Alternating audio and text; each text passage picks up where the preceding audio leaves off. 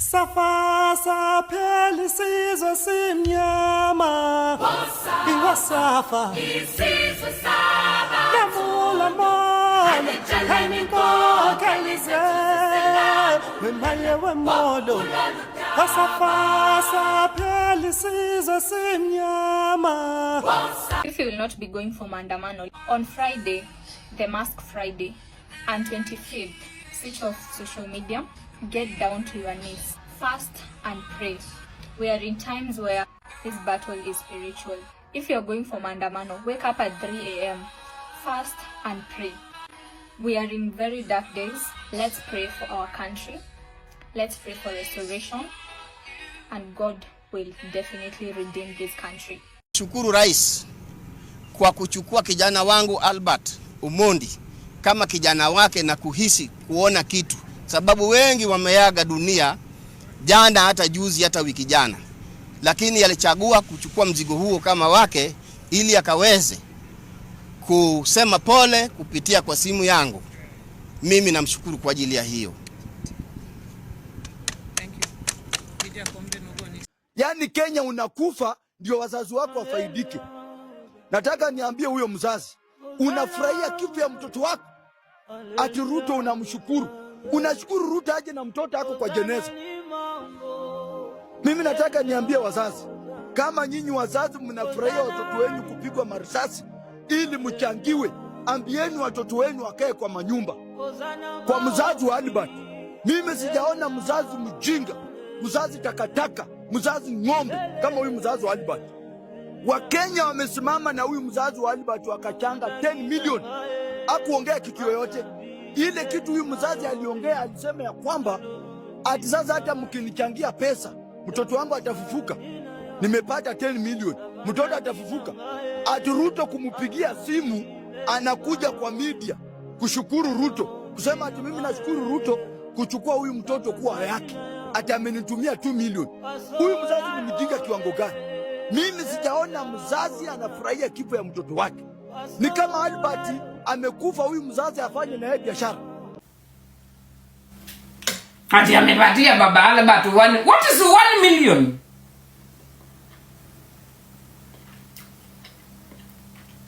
Wampo nitachoma na niweke kiberiti na nimwage petroli. What is 1 million? What is 2 million? What is 2 million? Ati baba Albert ameshika ginene. Ameshika ili nani? Ati I thank the president. Juu sasa Ruto alimpigia simu, anaona amefika binguni. Huyu mbaba anataka nyaunyo. Hiyo siku majenzi wanaenda kuzika huyu mtoi wake. Chapeni huyo mbaba nyaunyo.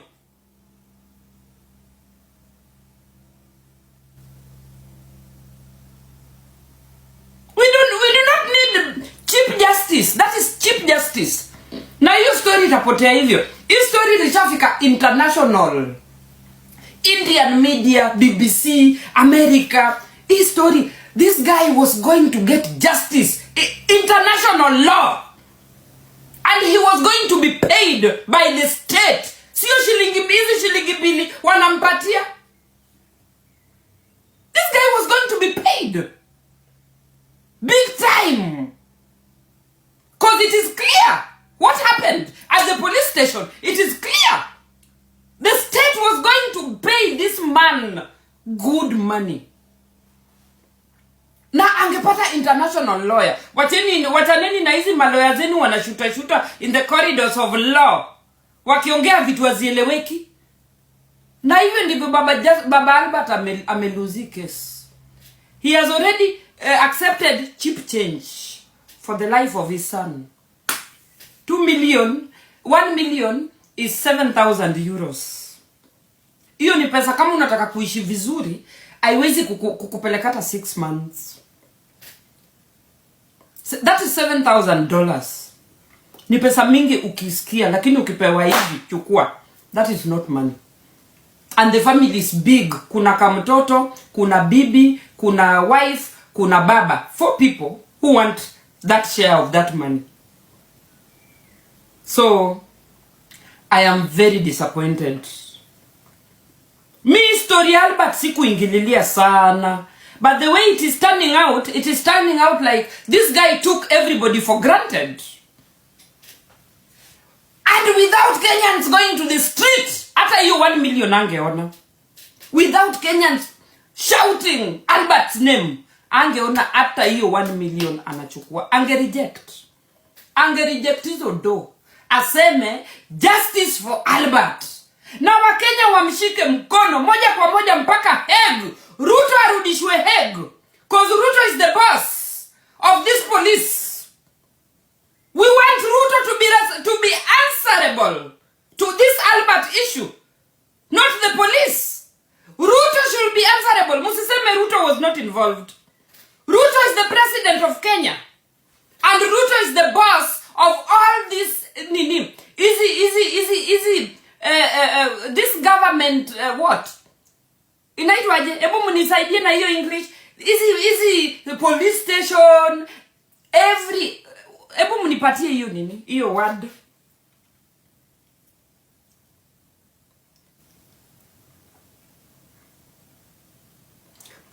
Ruto is the institution. Genau, danke.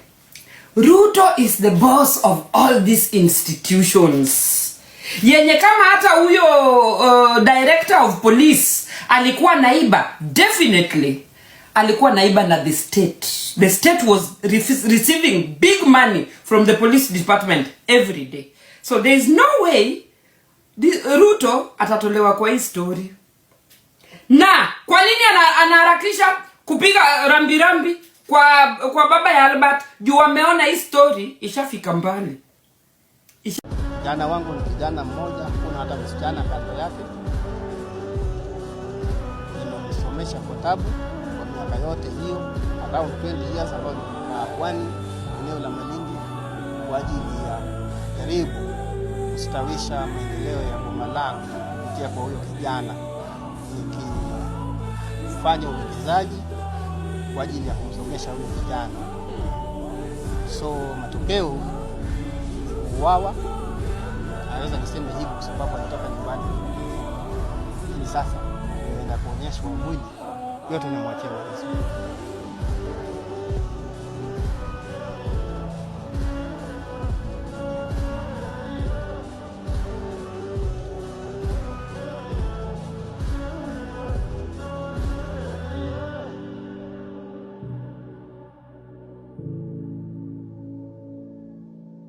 Who protects the people when the state turns predator? Hi, I'm Peter Saskakito. Mike Wandani. Will I be safe? Kenyans continue demanding justice for the slain teacher cum social media influencer Albert Ojwang. What is the value of knowing that which is right without doing that which is right? Keep on hearing Kenyans saying we have a beautiful constitution. What is the beauty of a constitution? Which you honor and preach. We have individuals in positions of leadership who do not care. They are unmoved and untouched. Corruption is the most profitable business in Kenya today. You have individuals whose salaries, even if they live for 1,000 years and work for 1,000 years, would not buy them half an acre of land, and they are multi-billionaires. They have never won any lottery, never made any discovery, and we celebrate them as successful men and women, and we elect them to boot. The time is now that we must demonstrate that our civic duty not only demands but requires that we make demands of them. Because if you are a coward today, your children and children's children will pay the price of our cowardice. We must speak up and bear the consequences. Albert Ojwang is dead. Yes, mulimwendea nyumbani, mukapeana orders aendewe nyumbani. More than 400 kilometers aendewe mpaka Ushago, akapatwa kwa nyumbani ya kikula. Na ni sawa, the same way mulipeana orders aendewe nyumbani, tunataka mupeane the same orders maiti irudishwe nyumbani. Munasikia aje mukiona maiti imelazwa juu ya meza ya mochari? How are you even feeling? Munakula aje? Munapelekea aje watoto chakula nyumbani wenye muliua huo mtoto? Munadhania baba yake anasikia aje? Nani anataka kujiuliza babake analala wapi? Nani anataka kujiuliza babake anakula nini Nairobi? Nani anataka kujiuliza babake anakunywa nini Nairobi? Why are you so heartless? Why are you so fucking heartless? Sawa, sasa chukueni hiyo maiti, chukueni hiyo mwili, mupeleke mpaka ushago venye mlimwendea akiwa uhai. Munawachia Wakenya wachange. How are you even feeling mkiona Wakenya wanatoa paybill na wanachukua M-Pesa ili watumanishe pesa ya kupeleka kago nyumbani mwili? Na nyinyi mliendea mwili ikiwa mzima. How are you even feeling? Mnafeel aje? Mnafeel aje? Mnafeel aje? And you teachers, you are failing us big time. The guy was a teacher. You should be on the streets singing the solidarity songs zenye huwa mnaimba msahara ikikosa kuingia. You should be on the streets mkisema solidarity forever venye mnafanyanga wakati pension haijafika. You should be on the street as teachers. Sisi kama Gen Z, sisi kama youth tuko kwa street, nyinyi mnafanya. You should down your tools and be on the street for one of you. Leo ni huye mwalimu, kesho ni mtoto wako, wewe ama baba yako mwenye anakuwa mwalimu. Teachers, you are failing us big time together with your unions and your staffs. You are failing us big time. You should have already down your tools and be on the streets. Sasa mwili ndio hiyo imebaki imelazwa pale Nairobi mochari. Ndio hiyo imelazwa pale City mochari. Raia ichukue mzigo, ipeleke ushago kama kawaida. Tuchangishe kama kawaida. Tunachangisha ni sawa. Lakini swali ni moja. Until when are we going to bury our youths? Until when are we going to bury our young people? Hitio na egora kuote andire ya mwana no ino nirite. Yeah, that's a proverb in my native language. Even if how hungry the hyena is, it has never eaten their kids. This is becoming too much. It is too much. And by the way, the streets are calling. We are approaching the anniversary and the streets are calling. Endeleeni kabisa kuua watoto wa watu. Endeleeni kabisa kukuwa heartless. Mutuue sisi wote mutumalize, mubaki mkitawala miti na vichaka. Because nyinyi tamaa yenu inakuanga tu mali na pesa na uongozi. Tuweni sisi wote mtumalize, mbaki mkitawala vichaka na miti. That is what you want. Uambiwe uko na magari 500, uambiwe uko na magari 5000, uko na 100 bank accounts, zote they are full. You don't care. Huyo mtoto wa 1 month amewachiwa nani? Amewachiwa nini? Atakula nini? Like you people are so fucking heartless. You just look like a piece of shit. Nobody care. Nobody do care. Guy, tulifika aje hapa surely? Surely, how did we get to this extent? Now, a 1 month kid is fatherless. Will you step in to be the father? Whoever killed, will you step in to be the father? It is so hurting, it is so painful, and it really hurts to bore. I mean, watch hapo kama unataka kashamba 50 by 100 imeguza lami iko na maji na stima hapa Matuni at only 399,000. Nipigie simu title deed unaipata na 90 days. Namba yangu iko hapo hivyo mbaya.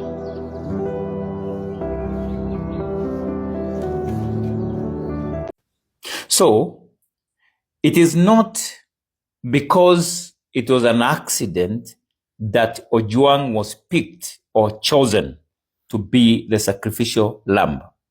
It was very well thought out. I've stopped thinking about Ruto as just someone who is doing everything wrong and it is happening because he's powerless or is not in a position to control everything. Ruto is in a position of control, power, and everything that is happening, it is well calculated and meant to serve a certain narrative. For starters, we are in June, when the budget is about to be read. We know what happened in June last year. And if your mind is not too far off forgetting, we had the cost of living riot that happened in 2023. People died.